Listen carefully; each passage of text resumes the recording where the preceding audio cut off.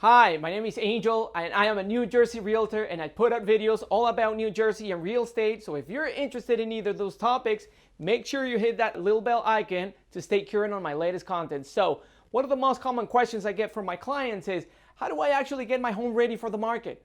That's what we're going to be talking about today. What steps you can take so that in 6 months, 12 months down the road, when you're ready to sell your property, you'll be able to sell it for top dollar and in the shortest amount of time. So the first thing I want you to focus is on any small maintenance issues that you're aware of, that you know those are the deferred maintenance. This maintenance that you have just been kind of putting off. I'm talking about little holes in the drywall, caulk around the bathtub, gutters that are clogged. So just these little deferred maintenance things that you know you've been putting off for a while. Buyers absolutely will notice them. When a buyer walks through a property and they're saying, well, I got to take care of this, I got to take care of that, they start getting overwhelmed and the entire perception of a house really changes pretty quickly. Even a small thing that you may have to hire a contractor for just $100, when a buyer is walking through a property and they're trying to work out the math in their head, it may actually only cost them $100, but in reality, they always overestimate the cost of repairs in their mind.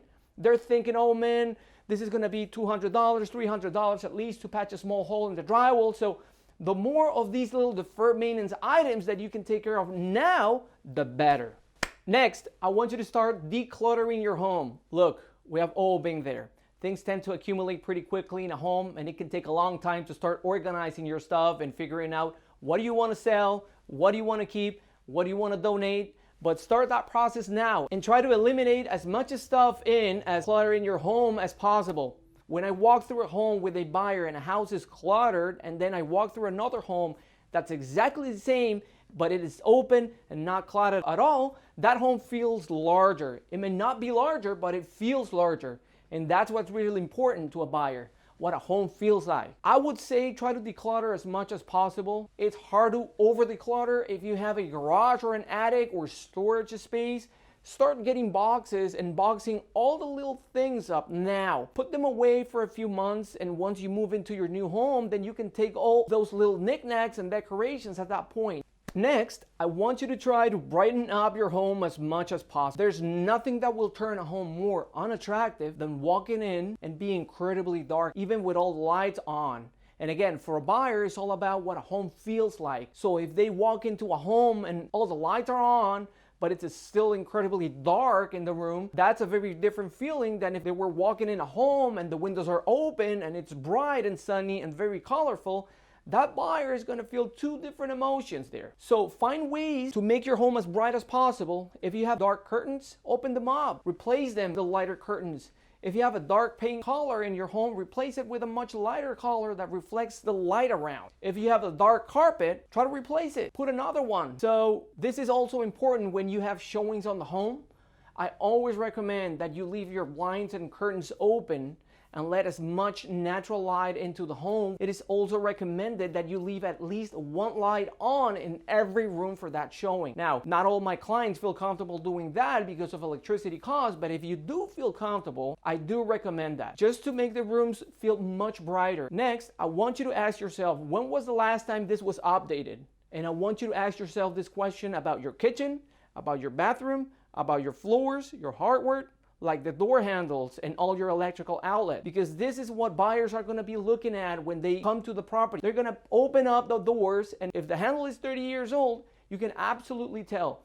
They're like, oh man, I got to update this house. How much is this going to cost me? So they're walking through and all your face plates are almond colors, and obviously from the 70s or the 80s.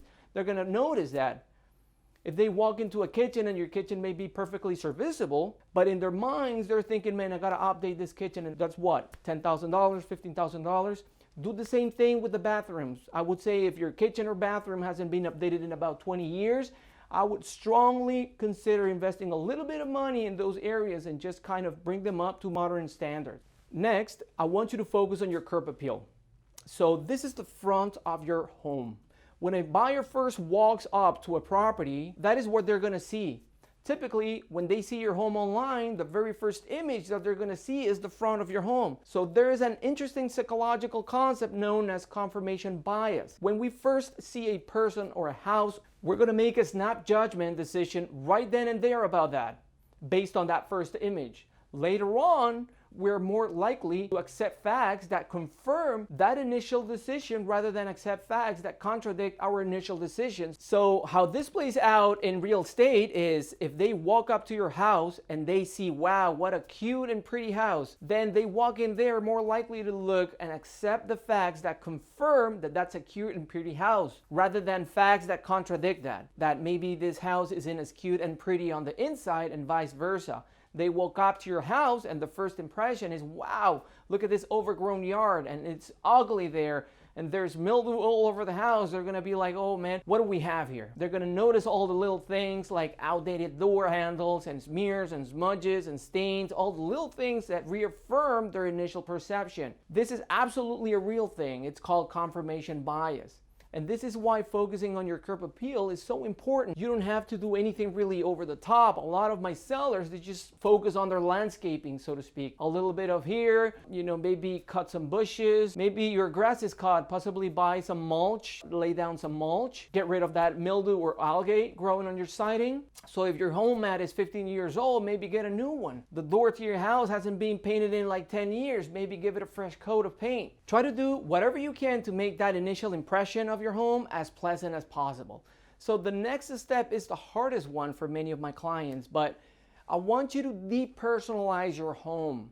So when a buyer walks through a property, they need to be able to envision themselves in this property, envision their TV, envision their couch, their furniture in this home. And when they come in and they see all these family photos of another family living in that property, it absolutely just kind of destroys that illusion in their mind. So I'll admit, it's a little awkward walking through a stranger's home.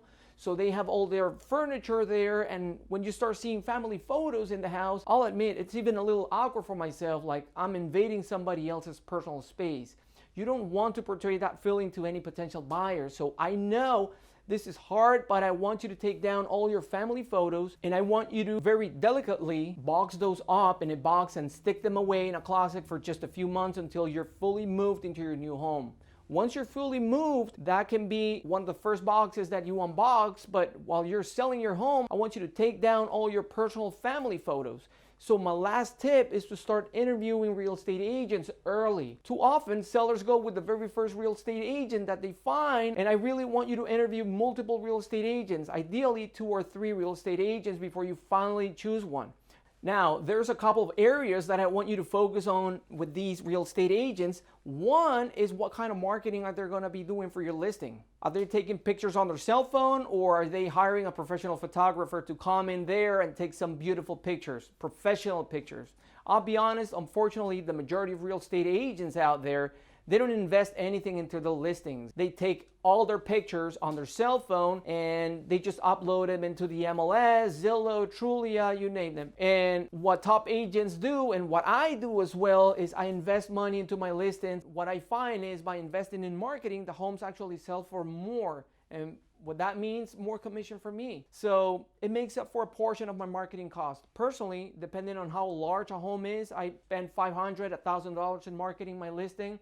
This is paying for stuff like professional photography, which I do in all my listings. Many of my listings get a video tour of the property. This video is uploaded to YouTube and on Zillow. We also use this video in a Facebook ad, which I run to the general area of the listing. So make sure whatever real estate agent you're hiring is investing in marketing and investing in getting your home sold as well.